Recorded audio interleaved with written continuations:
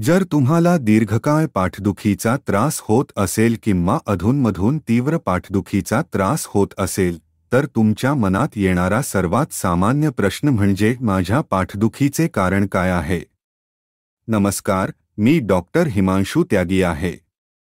मी दिल्ली, भारतात एक spine surgeon आहे.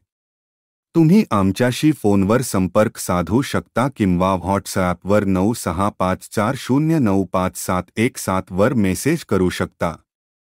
तसेच जर तुम्ही भारताबाहेर राहत असाल तर फोन नंबरच्या आधी इंडिया कॉलिंग कोड जोडायला विसरू नका. इंडिया कॉलिंग कोड +91 आहे. आता पाठदुखीची 3 कारणे आहेत. पहिले म्हणजे जर पाठीच्या कण्याच्या हाडांमध्ये असलेली डिस्क नावाची कुशन नीट काम करत नसेल. दुसरे कारण म्हणजे पाठीच्या कण्याच्या सांध्यामध्ये समस्या असेल. ही कण्याच्या मागच्या बाजूला असतात. जर ती नीट काम करत नसतील तर त्यामुळे पाठदुखी होऊ शकते.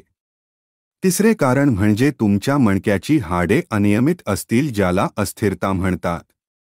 या तिसऱ्या परिस्थितीला वैद्यकीय भाषेत स्पॉन्डिलोलिस्थेसिस असे संबोधले जाते.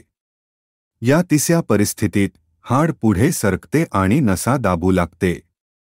म्हणून पहिल्या प्रकारच्या पाठदुखीमध्ये जिथे मणक्याच्या हाडांमधील उशी त्याची लवचिकता गमावते, तिथे सामान्यतः तरुण व्यक्तींमध्ये पाठदुखी होते. तसेच आजकाल संगणकावर जास्त वेळ काम करणाऱ्या लोकांमध्ये पाठदुखी होण्याचे हे सर्वात सामान्य कारण आहे. येथे बसण्याची स्थिती चांगली नसते, म्हणून अशा परिस्थितीत पाठदुखी खूप सामान्य होते, ज्यामुळे लवकर मणक्याच्या डिस्कची समस्या उद्भवते. अशा परिस्थितीत मणक्याच्या डिस्क किंवा उशीमध्ये वेदना होऊ लागतात. हे सामान्य शारीरिक वयाच्या आधी होते. अशा परिस्थितीत चांगली बसण्याची स्थिती, पाठीचा व्यायाम आणि योग्य झोपण्याची स्थिती तुम्हाला खूप मदत करू शकते. जर औषधे, व्यायाम आणि फिजिओथेरपीनंतर वेदनांमध्ये सुधारणा होत नसेल, तर आम्ही तुमच्यासाठी एक विशेष शस्त्रक्रिया करू शकतो, ज्याला डिस्क रिप्लेसमेंट सर्जरी म्हणतात. येथे आम्ही शस्त्रक्रियेने नैसर्गिक वेदना निर्माण करणारी डिस्क काढून टाकतो आणि ती नवीन कृत्रिम डिस्कने बदलतो. या शस्त्रक्रियेदरम्यान कोणतीही लवचिकता गमावली जात नाही, कारण नवीन डिस्क निरोगी नैसर्गिक डिस्कसारखे काम करते. दुसऱ्या प्रकारच्या पाठदुखीमध्ये, जो पाठीच्या सांध्यावरील ओव्हरलोडिंगमुळे होतो, ज्याला वयाशी संबंधित पाठदुखी असेही म्हणतात. हे सामान्यतः 40 वर्षांनंतर लोकांमध्ये दिसून येते. पाठीच्या या सांध्याला अपसेट जॉइंट्स म्हणून ओळखले जाते आणि पाठीच्या मणक्यावरील ओव्हरलोडिंगमुळे ते सुजू लागतात. हा सर्व मानवांमध्ये होणाऱ्या सामान्य वयाशी संबंधित बदलांचा एक भाग आहे. ते वेदनादायक होऊ लागतात. अशा परिस्थितीत व्यायाम मदत करू शकतो, पोश्चर ट्रेनिंग मदत करू शकते, परंतु जर ते खूप वेदनादायक झाले तर आपण अपसेट जॉइंट इंजेक्शन किंवा अपसेट जॉइंट ब्लॉक म्हणून ओळखली जाणारी प्रक्रिया करू शकतो, ज्याला फक्त 10 ते 15 मिनिटे लागतात. ही एक्स-रे मशीन वापरून कडक संसर्ग नियंत्रण परिस्थितीत केली जाणारी डेकेअर प्रक्रिया आहे. येथे आपण अपसेट जॉइंटला लक्ष्य करतो, ज्यामुळे वेदना होत आहेत.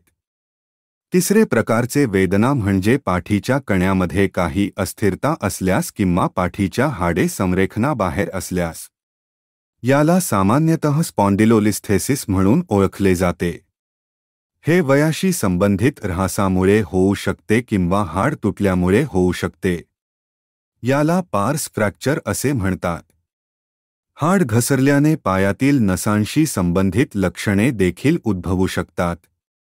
हे पाठदुखीचे सर्वात सामान्य कारणांपैकी एक असू शकते, विशेषतः वृद्धापकाळातील रुग्णांमध्ये. अशा परिस्थितीत आम्ही रुग्णांना TLIF शस्त्रक्रिया नावाची शस्त्रक्रिया देतो.